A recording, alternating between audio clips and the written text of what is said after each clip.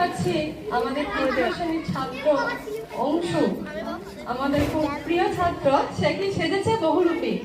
এই প্রথাটা অনেক পুরনো, অনেক আগে আমরা প্রায় গ্রামাঞ্চলে এগুলো দেখতে পেতাম। এখন এটা খুবই কমে গেছে, মাঝে মাঝেই দেখা যায়। তবে বহুরূপী মানুষের সংখ্যা বেড়ে গেছে, যারা বিভিন্ন সময় বিভিন্ন রূপ ধারণ করছে, এবং তার জন্য এই বাল্য বিবাহ পণ কথার মতো কথাগুলো আমরা দেখতে পাচ্ছি।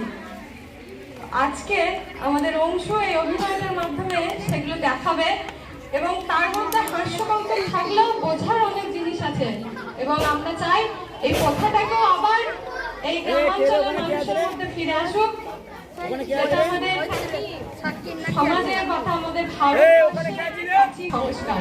এই কথাটাকে নমস্কার, আমার নাম তারা সুন্দরী। দয়াল বাবা, পেট ভরে চাউমিন খাবা। ময়দা মুখ তাকাইছে বাবা, ট্যাপ ট্যাপ করে তাকাইছে। মটর কলাই গোল গোল কাটে ভাঙে না, আর ওই পাড়ার শাশুড়িরা বৌমা চেনে না। তাই হাটে গেলাম, বাজারে গেলাম, কিনে আনলাম আদা। আদা খেয়ে বলে বাবা হাতে গাদা গাদা। বাবা ড্যাং ড্যাং ড্যাং জামাই এসেছে।